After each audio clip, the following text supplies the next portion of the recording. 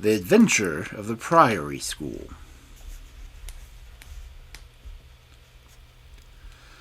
We have had some dramatic entrances and exits upon our small stage at Baker Street, but I cannot recollect anything more sudden or startling than the first appearance of Dr. Thornycroft Huxtable, M.A., Ph.D., etc.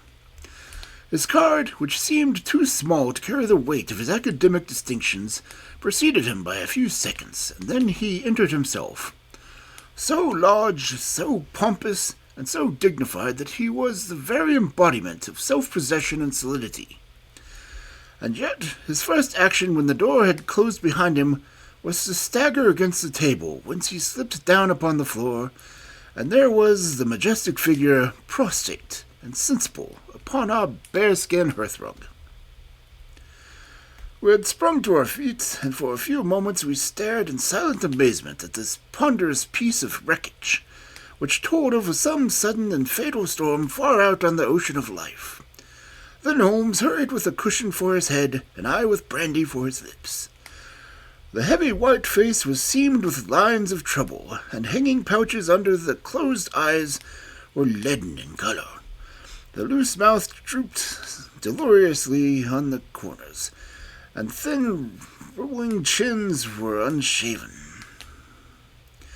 Collar and shirt bore the grime of a long journey, and his hair bristled unkempt from the well-shaped head.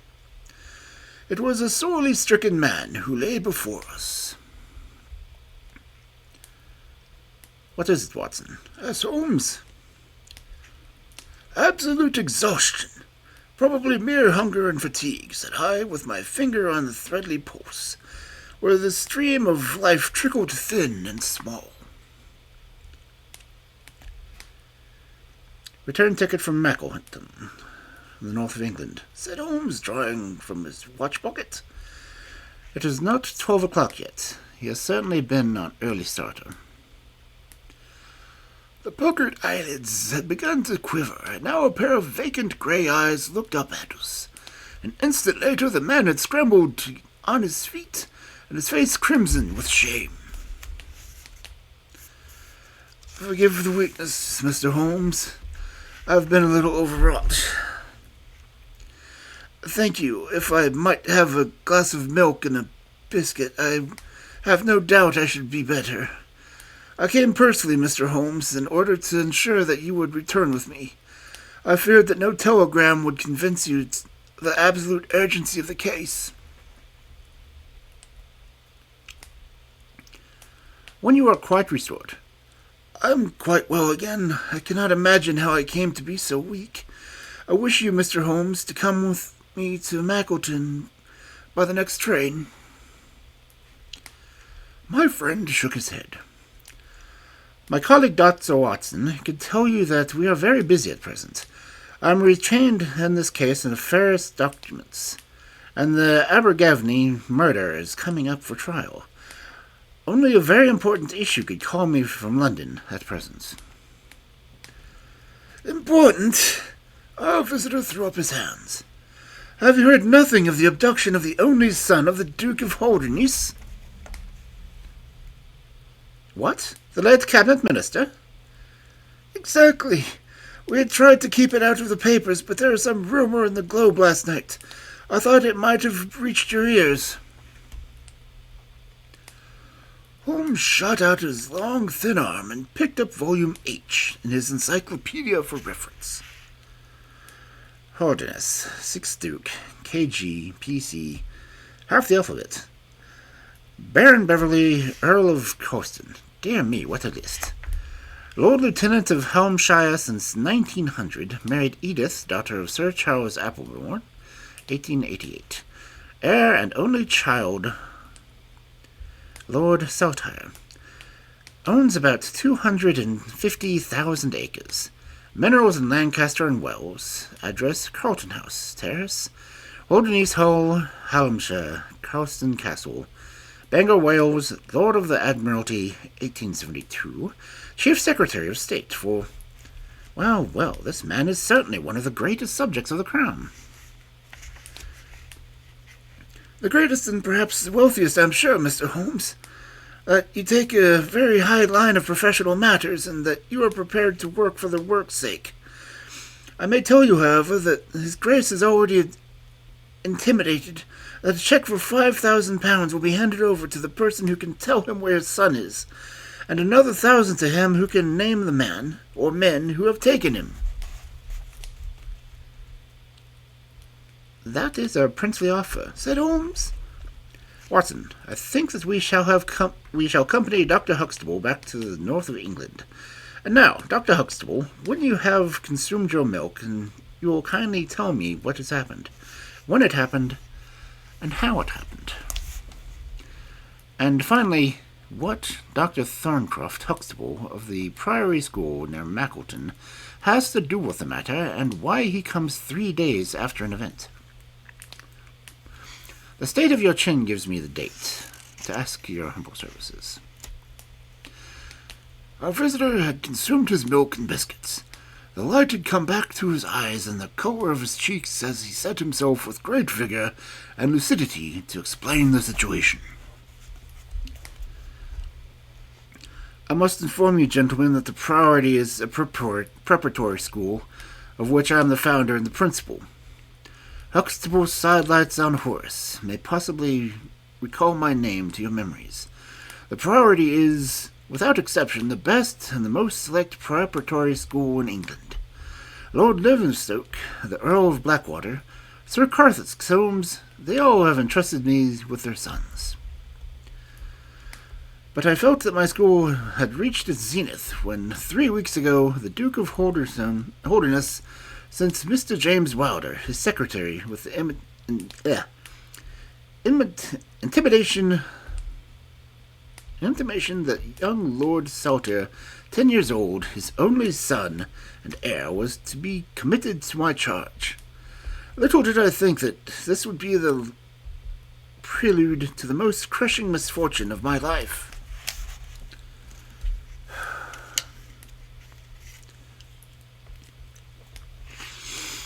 On May 1st, the boy arrived, that being the beginning of the summer term. He was a charming youth, and he fell soon into our ways.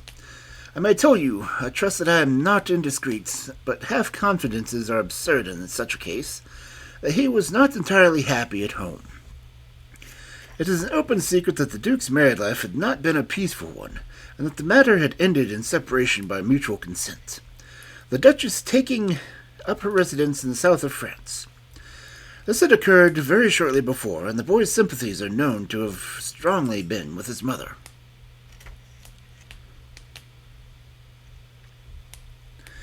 He moped about her departure at Holderness Hall, and it was for this reason that the Duke desired to send him to my establishment. In a fortnight the boy was quite at home with us, and was apparently absolutely happy. He was last seen on the night of May 13th, that is, the night of the last Monday.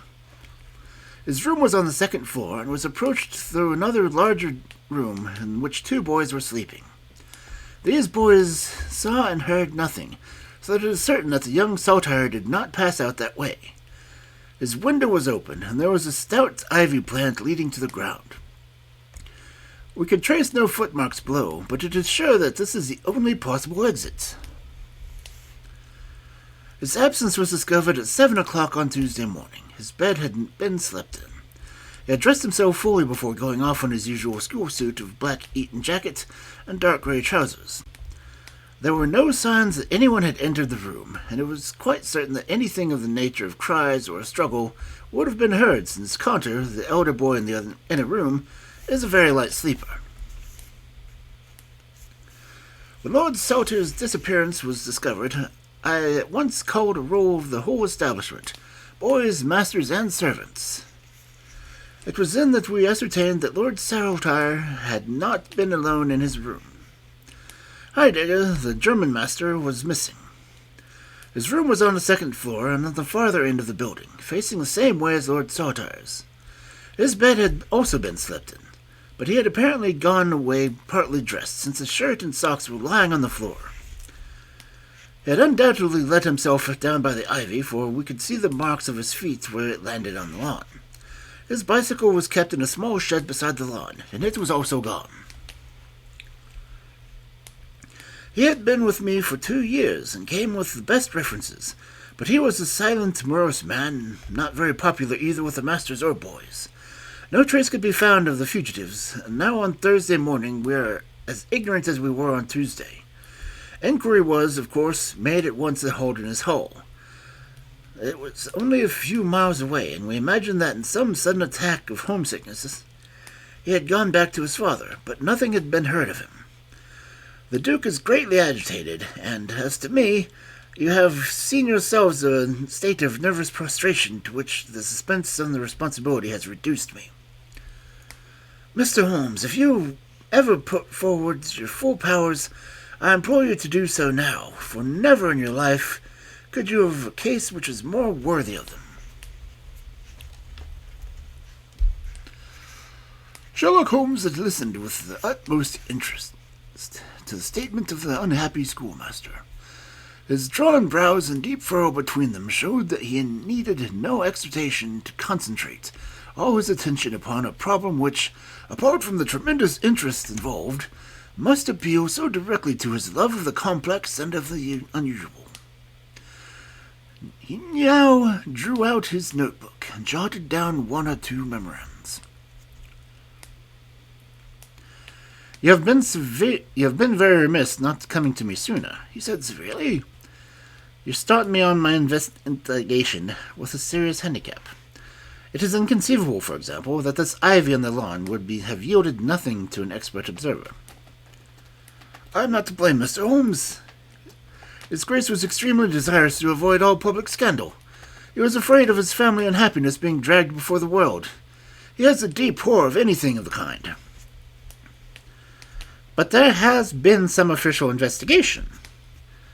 "Yes, sir, and it was proved most disappointing. An apparent clue was at once obtained, since a boy and a young man were reported to have been seen leaving the neighboring station by an early train.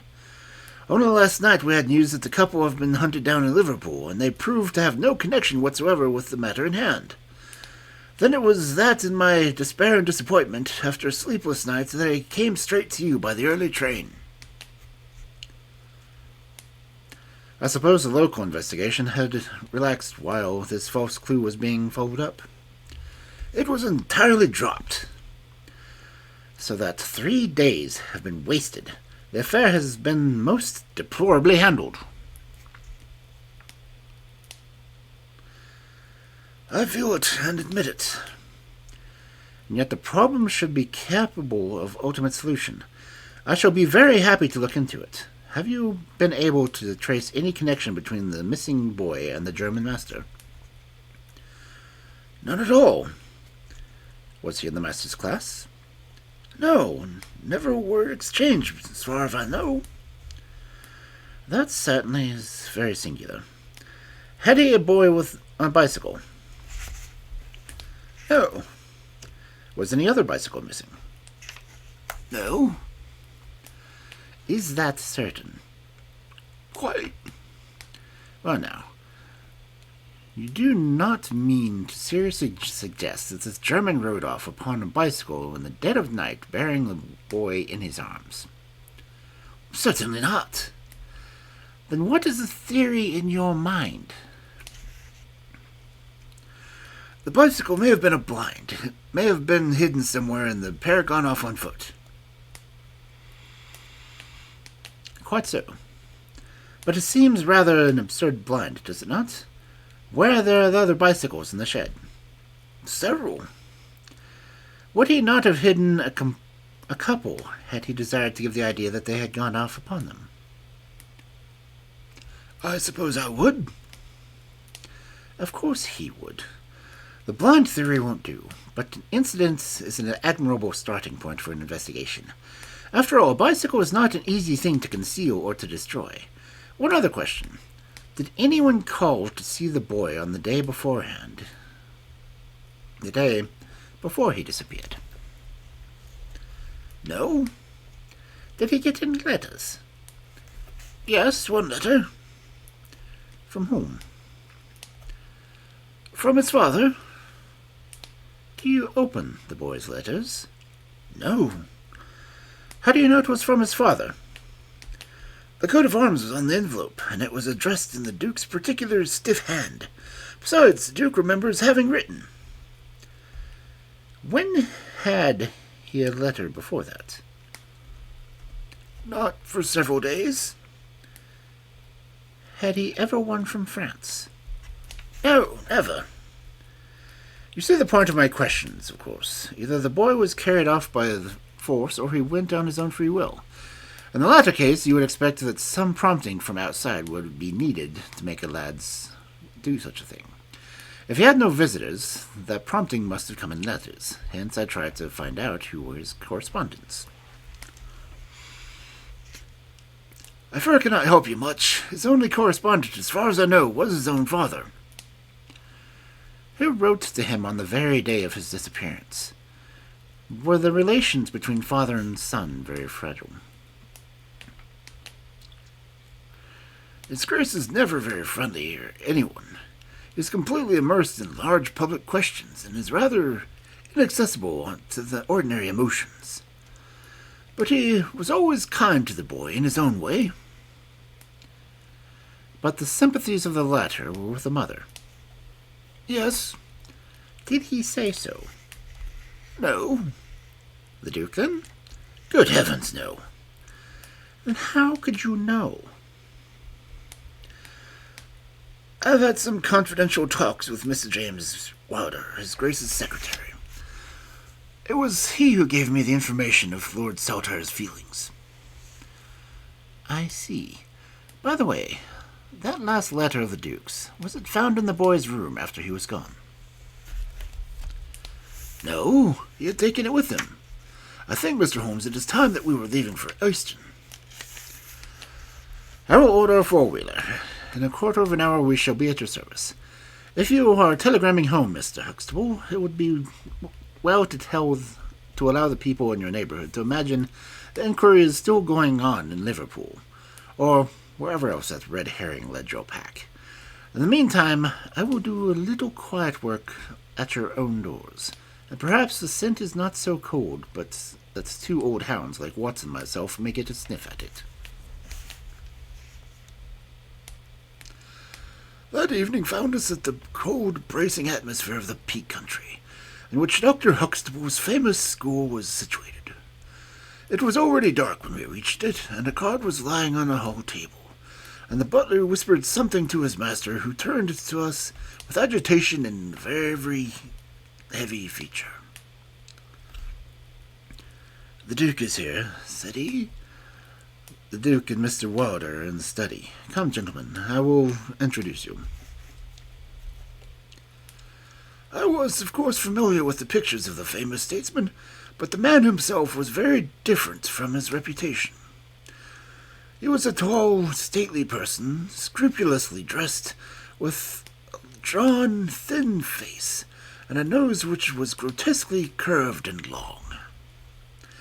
His complexion was a dead pallor, which was more startling by contrast with a long, dwindling beard of vivid red, which flowed down over his white waistcoat, with his watch-chain gleaming through its fringe. Such was his stately presence, who looked stonily at us from the centre of Dr. Huxtable's hearthrug.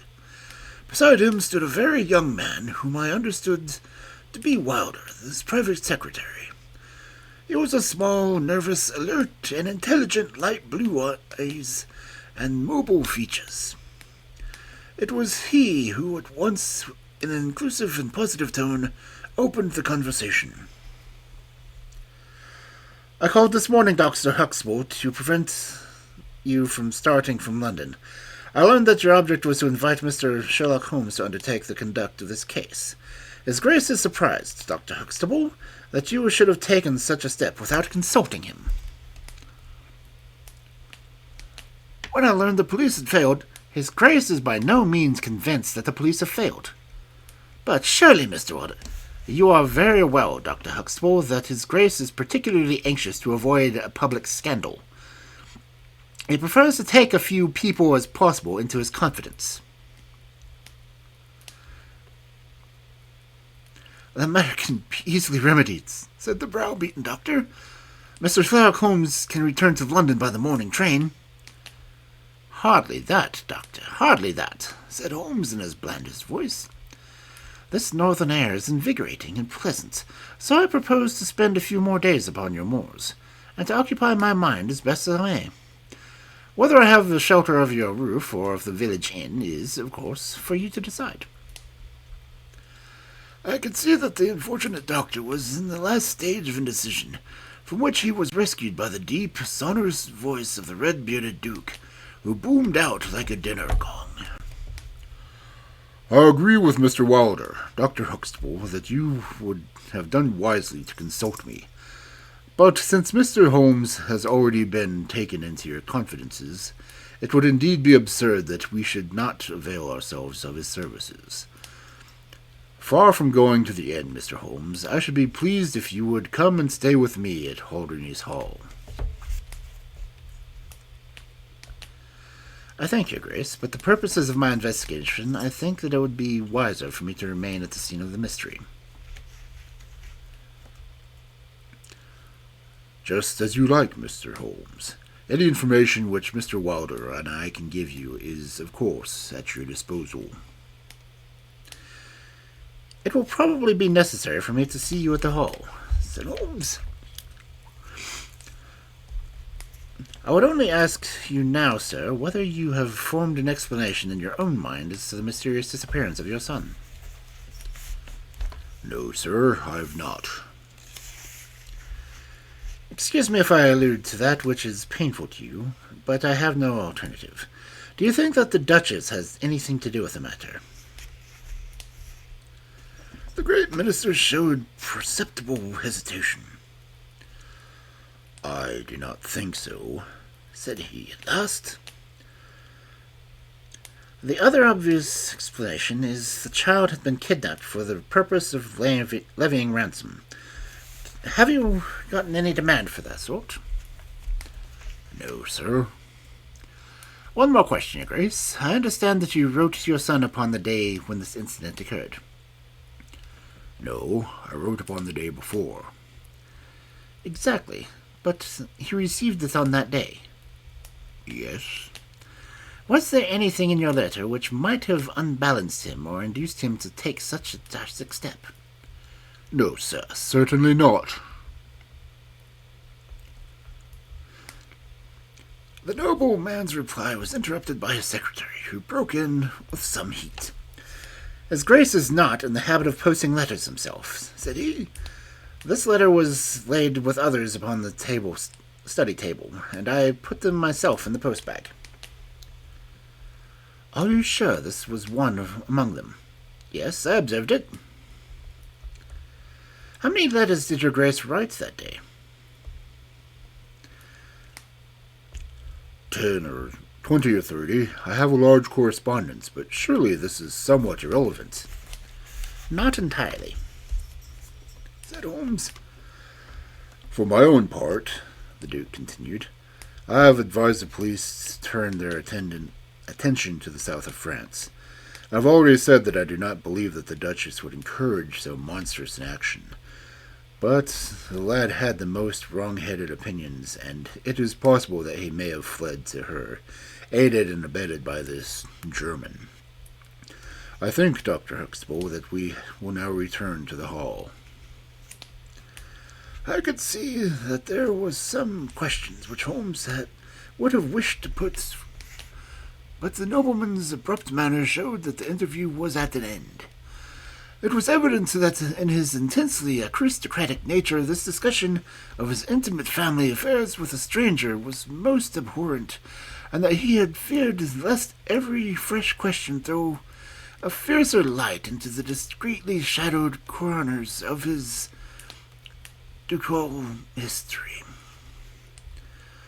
When the nobleman and his secretary had left, my friend flung himself once with characteristic eagerness into the investigation.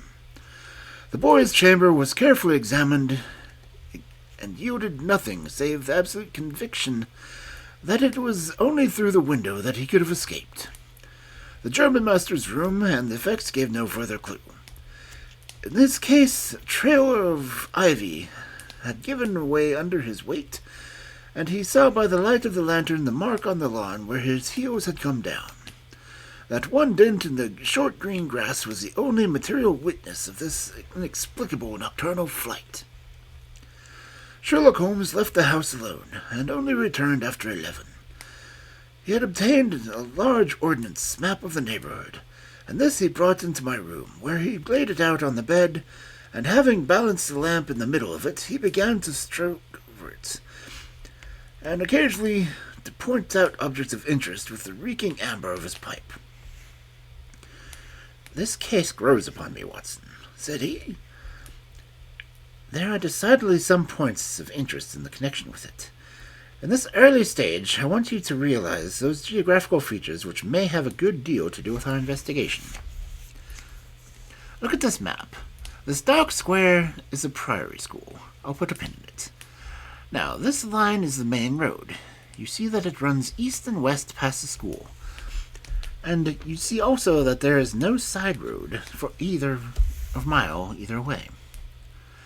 If these two folk passed by the road, it was this road." "Exactly." "By a singular and happy chance, we are able to come to extent to check that passed along this road during the night in question. At this point, where my pipe is now resting, a country constable was on duty from 12 to 6. It is, as you perceive, the first crossroad on the east side. This man declares that he was not absent from his post for an instant, and he is positive that neither boy nor man could have gone that way unseen. I've spoken with this policeman tonight, and he appears to me to be the perfectly reliable person. That blocks this end. We now have to deal with the other. There is an inn here, the Red Bull, the landlady of which was ill. She had sent from Mackleton for the doctor, but he did not arrive until morning, being absent at another case. The people at the inn were alert all night, waiting his coming, and one or other of them seems to have continually had an eye upon the road. They declare that no one passed. If their evidence is good, then we are fortunate enough to block the west, and also be able to say that the fugitives did not use the road at all." "But the bicycle," I objected. "Quite so. We will come to the bicycle presently. To continue our reasoning, if these people did not go by the road, they must have traversed the country to the north of the house, or to the north or south of the house. That is certain. Let us weigh one against the other. On the south of the house is, as you perceive, a large district of arable land, cut up into small fields, with stone walls between them. There, I admit that a bicycle is impossible. We can dismiss that idea. We turn to the country on the north. There lies a grove of trees, marked with the Ragged Shaw on the farther side that stretches a great rolling moor, Lower Gilmore, extending for 10 miles with sloping gradual upwards. Here at one side of the wilderness is Holderness Hall, 10 miles by road but only 6 by the moor. It is particularly desolate plain. A few more farmers have small holdings where they rear sheep and cattle. Except these, the plover and the curfew are the only inhabitants until you come to Chesterfield High Road. There is a church there, you see, a few cottages and an inn. Beyond that, hill becomes precipitous. Surely it is there to the north that our quest must lie." "But the bicycle," I persisted. Well, said Holmes impatiently. A good cyclist does not need a high road. The moor is intersected with paths, and the moon was at the full. Halloos, what is this? There was an agitated knock at the door, and an instant afterwards Dr. Huxtable was in the room. In his hand he held a blue cricket cap and white chevron on the peak. "At last we have a clue," he cried. "Thank heaven, at last we have the dear boy's track. This was his cap." "Where was it found?" "In the van of the gypsies who camped on the moor. They left on Tuesday. Today the policeman tracked them down and examined the caravan. This was found." How do they account for it? They shuffled and lied, and they said they found it on the moor on Tuesday morning. They know where he is, and the rascals. Thank goodness they're all safe under lock and key. Either the fear of the law or the Duke's purse will certainly get out of them all that they know. So far, so good, said Holmes when the doctor had at last left the room. It at last bears out that the theory is that the slower Gilmore that we must hope for results. The police have really done nothing locally, save the arrest of the gypsies. Look here, Watson. There is a watercourse across the moor. You see it marked here on the map. In some parts it widens into a morass. This is particularly so the region between Holderness Hall and the school. It is vain to look elsewhere for tracks in this dry weather, but that point there is certainly a chance of some record being left. I will call you early tomorrow morning, and you and I will try to throw some light into this little mystery. The day was just breaking when I woke to find the long, thin form of Holmes at my bedside. He was fully dressed and had apparently already been out. "I have gone to the lawn and the bicycle shed," said he. "I have also been a ramble through the Ragged Shaw. Now, Watson, there is a cocoa ready in the next room. I must beg you to hurry, for we have a great day before us." His eyes shone, and his cheek was flushed with the exhilaration of a master workman who sees his work lie ready before him. A very different Holmes, and this alert, active man, from the introspective and pallid demeanor of Baker Street. I felt, as I looked upon that supple figure, alive with nervous energy, that it was indeed a strenuous day that awaited us. And yet it opened in the blackest disappointment. With high hopes we struck across the Priory russet moor, intersected with 1,000 sheep paths until we came to a broad, light green belt which marked the morass between us and Holderness. Certainly, if the lad had gone down homewards, he must have passed this, and he would not pass without leaving his traces. But no sign of him or the German could be seen. From a darkening face my friend strode along the margin, eagerly observant of every muddy stain upon the mossy surface. Sheep marks were there in profusion, and at one place, some miles down, cows had left their tracks, but nothing more. "Check number 1, said Holmes, looking gloomily over his rolling expanse of the moor. "There is another morass down yonder, and a narrow neck between—" Hello! What have we here?" We had come to a small black ribbon on the pathway. In the middle of it, clearly marked on the sodden soil, was the track of a bicycle. "Hurrah!" he cried. "We have it!" But Holmes was shaking his head, and his face was puzzled with expectant, rather than joyous.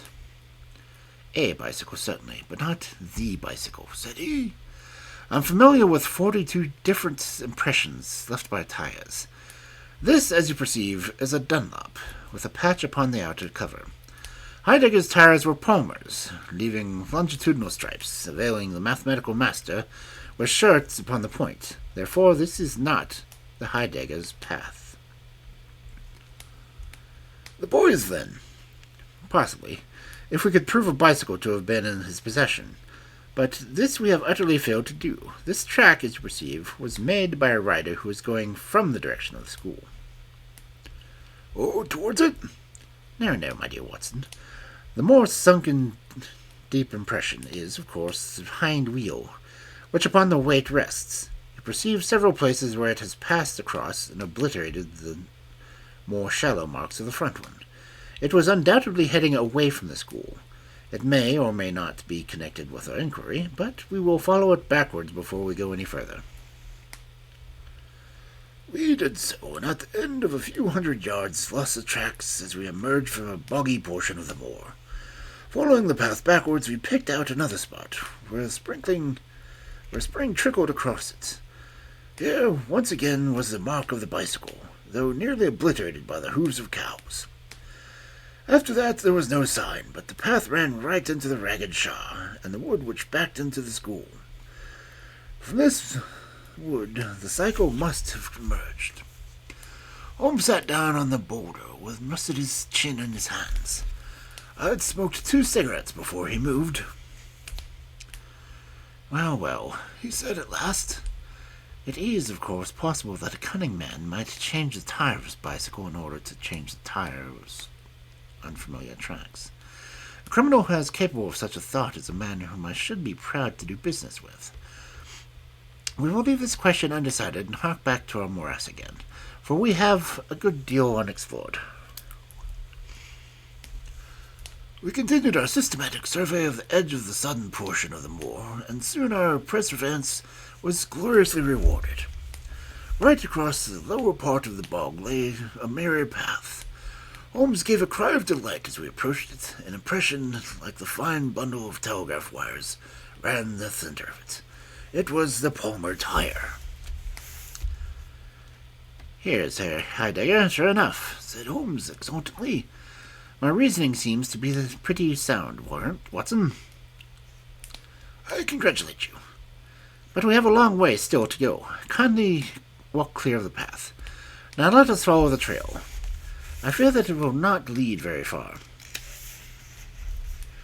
We found, however, as we advanced, that this portion of the moor was intersected with soft patches, and though we frequently lost sight of the track, we always succeeded in picking it up once more.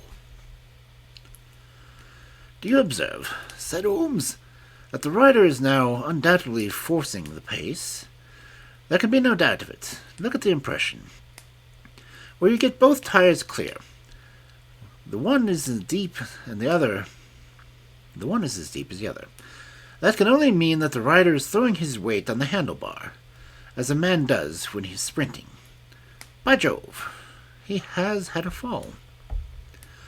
There was a broad, irregular smudge covering some yards of the track, where there were a few footmarks, and the tires appeared once more. "A side slip," I suggested. Holmes held up a crumpled branch of flowering gorse. To my horror, I perceived that the yellow blossoms were dabbled with crimson. On the path, too, and among the heather, were dark stains of clotted blood. "Bad," said Holmes. "Bad. Stand clear, Watson. Not an unnecessary step. What do I need here?" He fell wounded. He stood up. He remounted and proceeded. "But there are no other tracks. Cattle on his side path. He is surely not gored by a bull. Impossible. But I see no traces of anyone else. He must push on, Watson. Surely with the stains as well as the track to guide us, he cannot escape us now."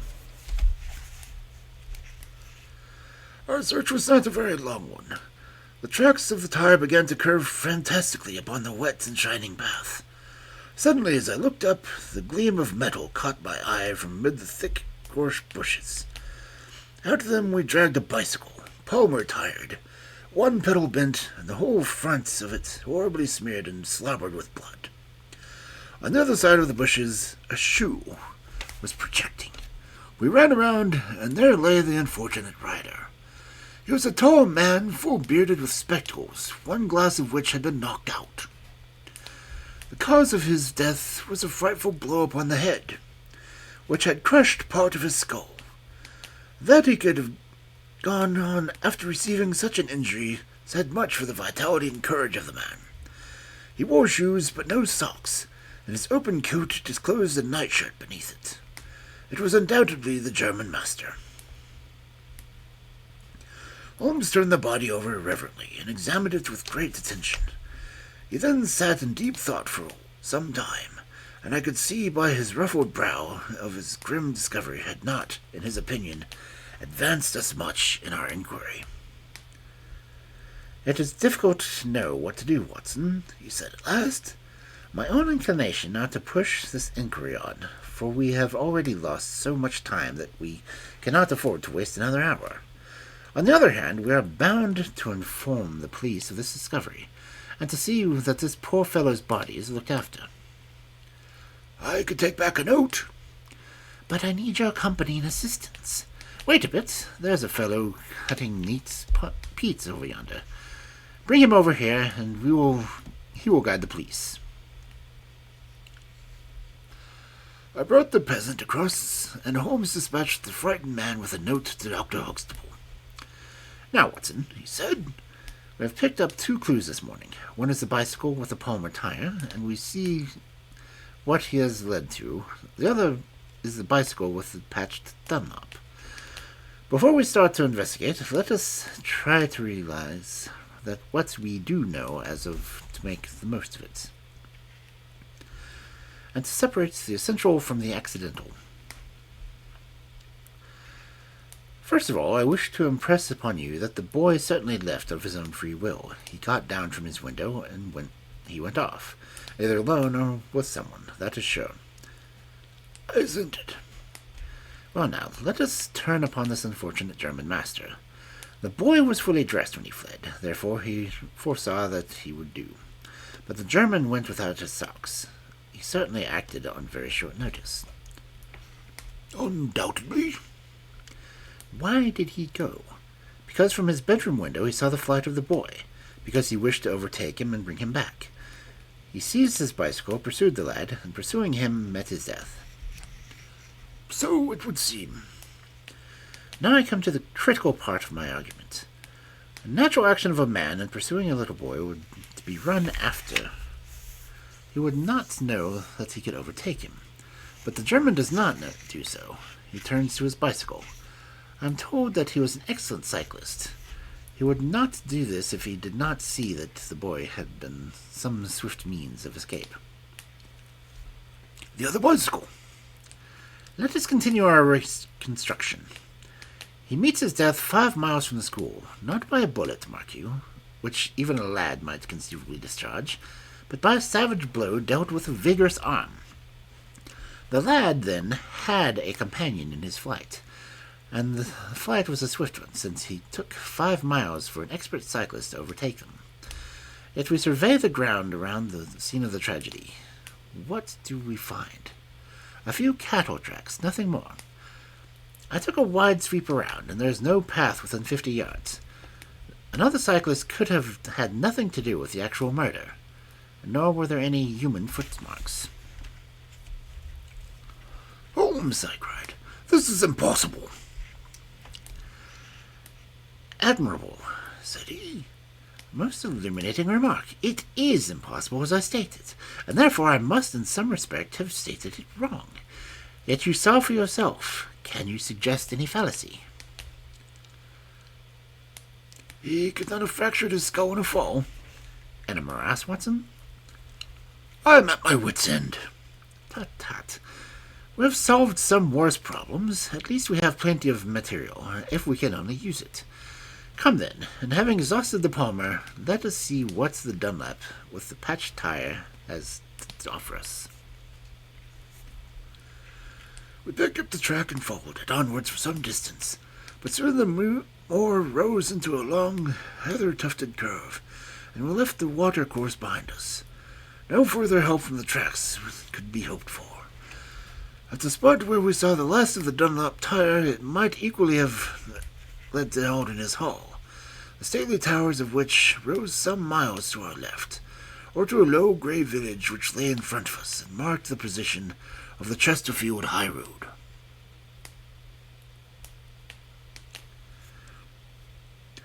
As we approached the forbidding and squalid inn, the sign from the gamecock above the door, Holmes gave a sudden groan, and he clutched me from the shoulder to save himself from falling. He had had one of his violent strains of an ankle which leaves a man helpless. With difficulty he limped up to the door, where a squat, dark, elderly man was smoking a black clay pipe. "How are you, Mr. Reuben Hayes?" said Holmes. "Who are you, and how do you get the name so pat?" the countryman answered, with a suspicious flash of a pair of cunning eyes. "Well, it's printed on the board above your head, and it's easy for a man to see the master of his own house. I suppose you haven't such a thing as a carriage in your stables?" "No, I have not." "I can hardly put my foot on the ground." "Don't put it on the ground." "But I can't walk." "Well then, hop." Mr. Reuben Hayes' manner was far from gracious, but Holmes took it with admirable good humor. "Look here, my man," he said. "This is really rather an awkward fix for me. I don't mind how I get on." "Neither do I," said the morose landlord. "The matter is very important. I would offer you a sovereign for the use of a bicycle." The landlord pricked up his ears. "Where do you want to go?" "To Holden's Hall." "Pals of the Duke, I suppose," he said, the landlord surveying our mud-stained garments with ironical eyes.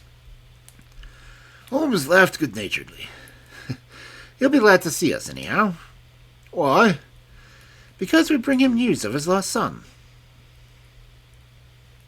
The landlord gave a very visible start. "What, you're on his track?" "He has been heard in Liverpool. They expect to get him every hour." Again a swift change passed over the heavy, unshaven man. His manner was suddenly genial. "I've less reason to wish the Duke well than most men," said he, "for I was his head coachman once, and cruel bad he treated me. It was him that sacked me without a character on a word or line con Chandler. But I'm glad to hear that the young lord is heard of in Liverpool, and I'll help you take the news to the Hall." "Thank you," said Holmes. "We'll have some food first. Then you can bring round the bicycle." "I haven't got a bicycle." Holmes held up a sovereign. "I tell you, man, that I haven't got one. I'll let you have 2 horses as far as Hull." "Well, well," said Holmes. "We'll talk about it when we've had something to eat." When we were left alone in the stone-flagged kitchen, it was astonishing how rapidly that sprained ankle recovered. It was nearly nightfall, and we had eaten nothing since early morning, so that we spent some time over our meal. Holmes was lost in thought, and once or twice he walked over to the window and stared earnestly out. It opened to a squalid courtyard. In the far corner was a smithy, where a grimy lad was at work. On the other side were stables. Holmes sat down once again after one of these excursions, when he suddenly sprang out of his chair with a loud exclamation. "By heaven, Watson, I believe that I've got it!" he cried. Yes, it must be so, Watson. Do you remember seeing any cow tracks today?" "Yes, several." "Where?" "Well, everywhere. They were at the morass and again on the path, and again near the poor Heidegger met its death." "Exactly. Well now, Watson, how many cows do you see in the moor?" "I don't remember seeing any." "Strange, Watson, that we should see tracks all along our line, but never a cow on the moor. Very strange, Watson, isn't it?" "Yes, it is strange." "Now, Watson, make an effort. Throw your mind back. Can you see those tracks upon the path?" "Yes, I can." "Can you recall that the tracks were sometimes like that, Watson?" He arranged a number of breadcrumbs in this fashion. "And sometimes like this. "And occasionally like this." Can you remember that?" "No, I cannot." "But I can. I could swear to it. However, we will go back at our leisure to verify it. What a blind beetle I have been not to draw my conclusion." "And what is your conclusion?" "Only that it is a remarkable cow which walks, canters, and gallops. By George, Watson, if it was no brain of a country publican that thought such a blind that. The coast seems to be clear, save for the lad in the smithy. Let us slip out and see what we can see." There were 2 rough-haired, unkempt horses in the tumble-down stable. Holmes raised the hind leg of one, and then laughed aloud. "Old shoes, but nearly clod. Old shoes, but near nails. This case deserves to be a classic. Let us go across to the smithy." The lad continued his work without regarding us. I saw Holmes's eyes darting to left and right among the litter of iron and wood which was scattered on the floor. Suddenly, however, we heard a step behind us, and there was the landlord, his heavy eyebrows drawn down over his savage eyes, his swarthy features convulsed with passion. He held a short, metal-handled stick in his hand, and he fashioned it in so menacing a fashion that I was right glad to feel the revolver in my pocket. "You infernal spies!" the man cried. "What are you doing here?" "Why, Mr. Reuben Hayes," said Holmes coolly, "one might think that you were afraid of our finding something." The man mastered himself with a violent effort, and with his grim mouth loosened into a false laugh, which was more menacing than a frown. "You're welcome to all you can find out, my smithy," said he. "But look here, mister, I don't care for folk poking around my place without my leave, so the sooner you pay your score and get out of this, the better, and I shall be pleased." "All right, Mr. Hayes, no harm meant," said Holmes. "We have been having a look at your horses, but I think I'll walk after all. It's not far, I believe." "Not more than 2 miles to the whole gate, and that's the road to the left." He watched us with sullen eyes until we had left his premises. We did not go very far along the road, for Holmes stopped in the instant that the curve hid us from the landlord's view. "We were warm, as the children say, at that inn," said he. "I seem to grow colder every step I take away from it. No, I can't possibly leave it." "I am convinced," said I, "that this Reuben Hayes knows all about it. The more self-evident villain I have never saw." "Oh, he impressed you in that way, did he? There are the horses. There's the smithy. Yet it's an interesting place, this Fighting Cock. I think we shall have another look at it, in an unobtrusive way." A long, sloping hillside dotted with grey limestone boulders stretched behind us.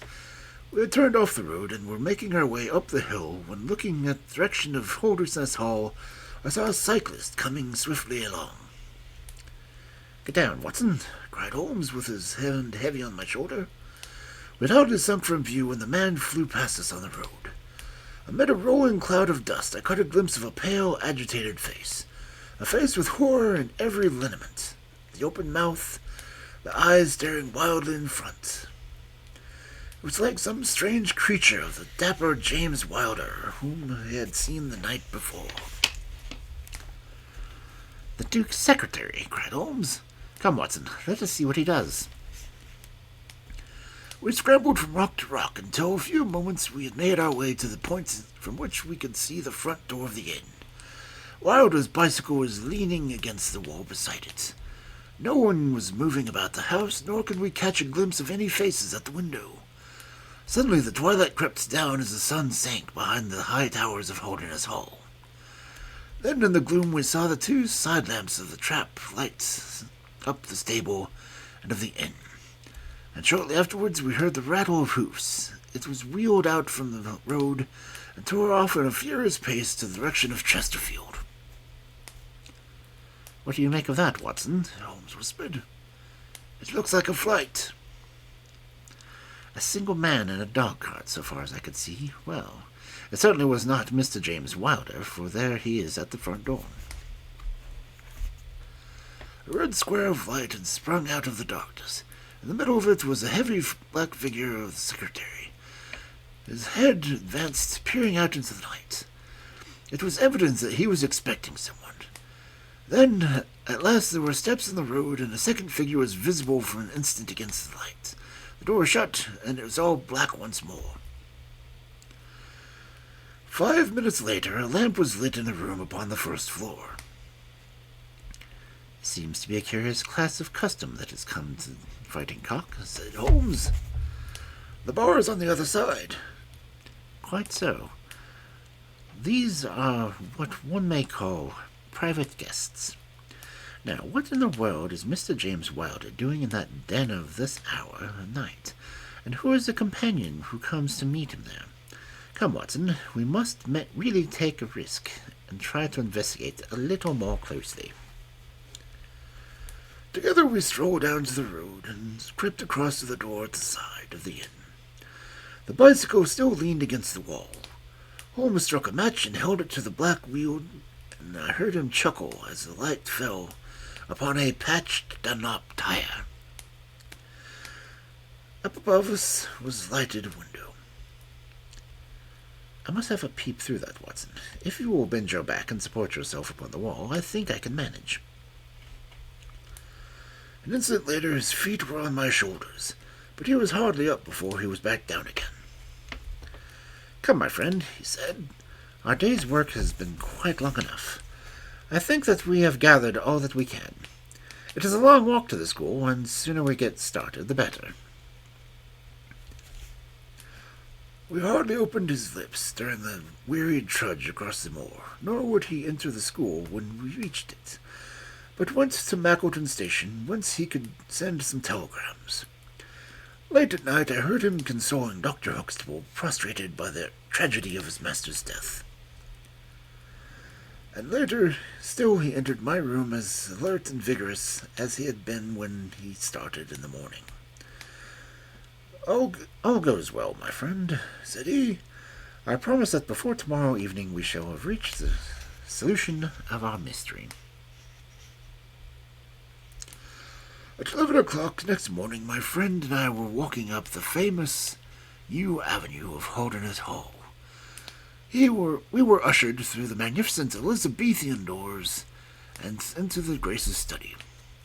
There we found Mr. James Wilder, demure and courtly, but with some trace of that wild terror of the night before still lurking in his furtive eyes, and his twitching features. You have come to see his Grace. I'm sorry, but the fact is that the Duke is far from well. He has been very much upset by the tragic news we received from the telegram on Dr. Huxtable's table yesterday afternoon, which told us about your discovery. I must see the Duke, Mr. Wilder. But he is in his room. Then I must go to his room. I believe he is in his bed. I will see him there. Holmes's cold and inexorable manner showed the secretary that it was useless to argue with him. Very good, Mr. Holmes. I will tell him that you are here. After half an hour's delay, the great nobleman appeared. His face was more cadaverous than ever. His shoulders had rounded, and he seemed to me that an altogether older man than he had been the morning before. He greeted us with a stately curtsy, and seated himself at his desk, his red beard streaming down to the table. "Well, Mr. Holmes," said he. But my friend's eyes were fixed upon the secretary, who stood by his master's chair. I think, Your Grace, that I could speak more freely in Mr. Wilder's absence. The man turned a shade paler and cast a malignant face at Holmes. If Your Grace wishes. Yes, you had better go. Now, Mr. Holmes, what have you to say? My friend waited until the door was closed behind the retreating secretary. The fact is, Your Grace, said he, that my colleague Dr. Watson and myself have had an assurance from Dr. Huxtable that a reward had been offered in this case. I should like to have this confirmed by your own lips. Certainly, Mr. Holmes. It amounted, if I am correctly informed, to £5,000 to anyone who will tell you where your son is. Exactly. And another 1,000 to the man who will name the person or persons who keep him in custody. Exactly. Under the latter heading is included, no doubt, not only those who may have taken him away, but also those who conspire to keep him in his present position. Yes, cried the Duke impatiently. If you will do your work, Mr. Sherlock Holmes, you will have no reason to complain of niggardly treatment. My friend rubbed his thin hands together with an appearance of avidity, which was no surprise to me. He knew his frugal tastes. "I fancy that. I see your Grace's cheque-book is on the table," said he. "I should be glad if you would make out a cheque for £6,000. It would be as well, perhaps, for you to cross it. The Capital and Counties Bank, Oxford Street branch, are my agents." His Grace sat very stern and upright in his chair and looked stonily at my friend. "Is this a joke, Mr. Holmes? It is hardly subject for pleasantry." "Not at all, your Grace. I was never more earnest in my life." "What do you mean, then?" "I mean that I have earned the reward, and I know where your son is, and I know some, at least, of those who are holding him." The Duke's beard had turned more aggressively red than ever against his ghastly white face. "Where is he?" he gasped. "He is, or was last night, at the Fighting Cock Inn, about 2 miles from your park gate." The Duke fell back in his chair. "And whom do you accuse?" Sherlock Holmes's answer was an astounding one. He swiftly stepped forward and touched the Duke upon his shoulder. "I accuse you," he said. "And now, your Grace, I'll trouble you for that cheque."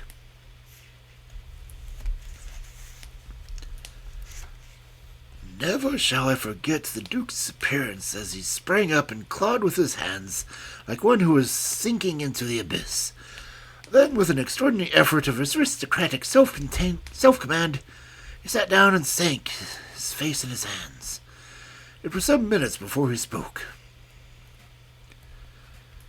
"How much do you know?" he asked at last, without raising his head. "I saw you together last night." "Does anyone besides your friend know?"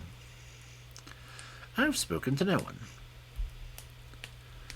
The Duke took a pen to his quivering fingers and opened his checkbook. "I shall be as good as my word." "I shall be as good as my word, Mr. Holmes. I'm about to write your cheque, however unwelcome the information which you have gained may be to me.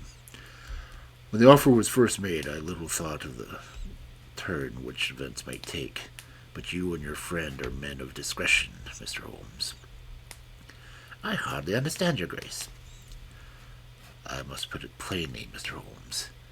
If only you two know of this incident, there is no reason why it shouldn't go any further. I think £12,000 is the sum that I owe you, is it not?"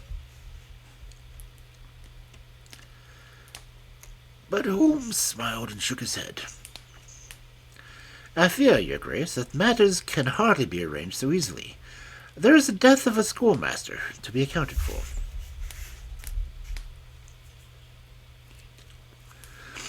"But James knew nothing of that. You cannot hold him responsible for that. It was the work of this brutal ruffian whom he had the misfortune to employ."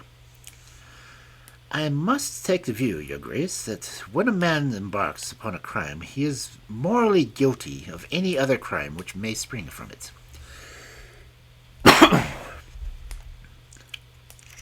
"Morally, Mr. Holmes, no doubt you are right, but surely not in the eyes of the law.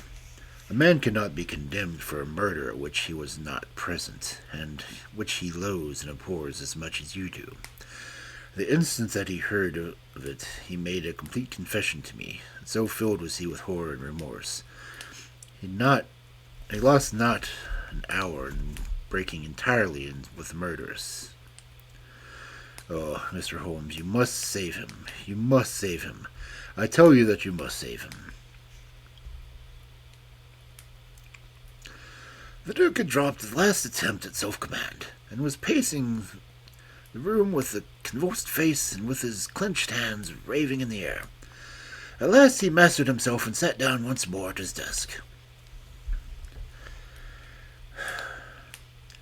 "I appreciate your conduct in coming here before you spoke to anyone else," he said. "At least we may take counsel how far we can minimize this hideous scandal." Exactly, said Holmes. I think, Your Grace, that this can only be done by absolute and complete frankness between us. I am disposed to help Your Grace to the best of my ability, but in order to do so I must understand to the last detail how the matter stands. I realize that your words applied to Mr. James Wilder, and that he is not the murderer. No, the murderer has escaped. Holmes smiled demurely. Your Grace could hardly have heard any reputation which I possess, so you would not imagine that it is easy to escape me. Mr. Reuben Hayes was arrested in Chesterfield on my information at 11 o'clock last night. I had a telegram from the head of the local police before I left the school this morning. The Duke leaned back in his chair and stared with amazement at my friend. You seem to have powers that are hardly human, said he. So Reuben Hayes is taken. I am right and glad to hear it, if it would not retract upon the fate of James. Your secretary? No, sir. My son. It was Holmes's turn to look astonished. I confess that this is entirely new to me, Your Grace. I must beg you to be explicit. I will conceal nothing from you. I agree with you that the complete frankness, however painful it may be to me, it is the best policy in this desperate situation to which James's folly and jealousy have reduced us. When I was a very young man, Mr. Holmes, I loved with such a love as comes only once in a lifetime. I offered the lady marriage, but she refused it on the grounds that such a match may mar my career. He had lived, I would certainly never have married anyone else. She died, and left this one child, whom I, for her sake, have cherished and cared for. I could not acknowledge the paternity to the world, but I gave him the best of educations, and since he came to manhood I have kept him in my own person. He surprised my secret, and has presumed ever since upon the claim which he has upon me, upon his power of provoking a scandal, which would be abhorrent to me. His presence had something to do with the unhappy issue of my marriage. Above all, he hated my young, legitimate heir, from the first of the persistent hatred. You may well ask me why, under the circumstances, I still kept James under my roof. The answer to that was because I could see his mother's face in his, and that for her dear sake there was no end of my long suffering. All her pretty ways, too, there was not one of them which he could not suggest or bring back to my memory. I could not send him away, but I feared so much less that he should do Arthur, that is Lord Saltire, a mischief that I dispatched him for the safety of Dr. Huxtable's school. James came into contact with this fellow Hayes because the man was a tenant of mine, and James acted as agent. The fellow was a rascal from the beginning, but in some extraordinary way James became intimate with him. He had always a taste for low company. When James determined to kidnap Lord Salter, it was of this man's service that he availed himself. You remember that I wrote to Arthur upon that last day. Well, James opened the letter and inserted a note asking Arthur to meet him in a little wood called the Ragged Shaw, which is near the old school. He used the Duchess's name, and in that way he got the boy to come. That evening James bicycled over, and I'm telling you that he was himself confessed to me, as he told Arthur, whom he met in this wood, that his mother longed to see him, and that she awaited him on the moor, and that if he would come back to the wood at midnight he would find a man with a horse who would take him to meet her. Poor Arthur fell into the trap. He came to the appointment and found a few of his fellow Hayes with a led pony. Arthur mounted, and they set off together.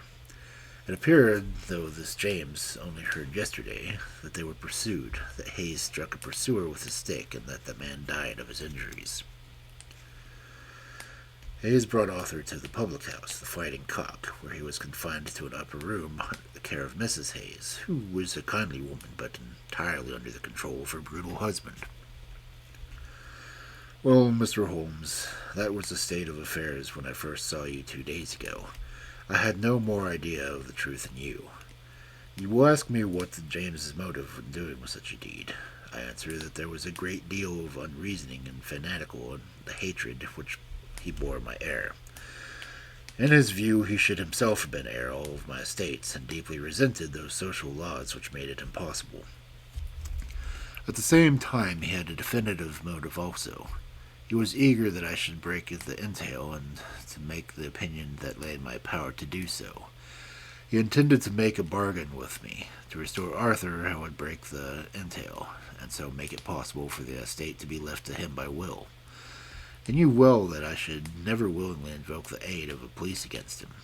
I say that he would have proposed such a bargain to me, but he did not actually do so, for events moved on too quickly for him, and he did not have time to put his plans into practice. What brought all this wicked scheme to wreck was your discovery of the man Heidegger's but dead body. James was seized with horror at the news, and it came to us yesterday as we sat together in the study. Dr. Huxtable had sent a telegram. James was so overwhelmed with grief and agitation that my suspicions, which had never been entirely absent, rose instantly to a certainty, and I taxed him with the deed. He made complete voluntary confession.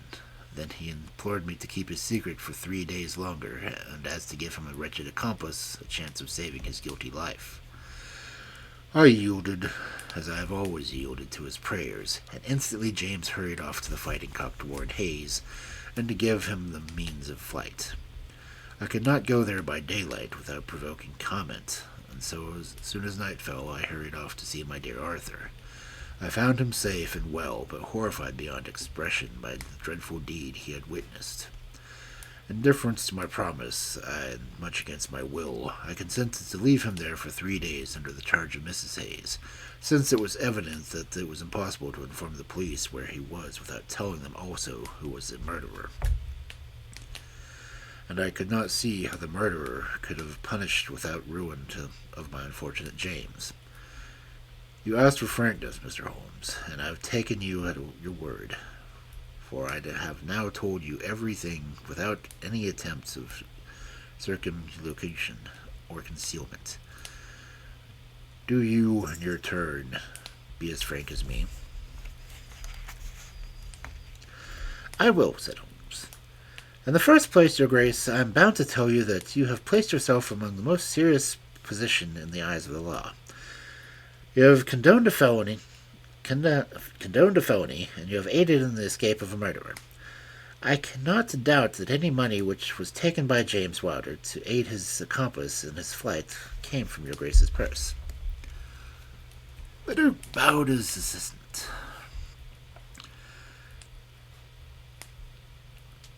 It is indeed a most serious matter. Even more culpable, in my opinion, Your Grace, is your attitude towards the younger son. You leave him in this den for 3 days. Under solemn promises. What are promises to such people as these? You have no guarantee that he will not be spirited away again. To humor your guilty elder son, you have exposed your younger innocent son to the imminent and unnecessary danger. It is most unjustifiable action. The proud Lord of Holderness was not accustomed to being so rated by his own Dickle call. The blood flushed into his high forehead, but his conscience held him dumb.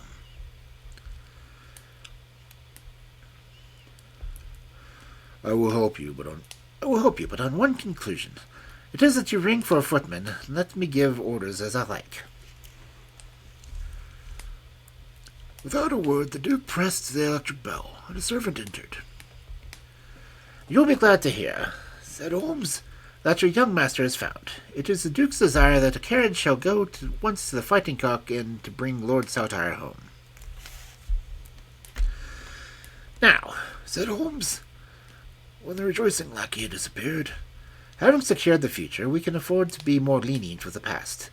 I am not in the official position, and there is no reason, so long as the ends of justice are served, why I should disclose all that I know.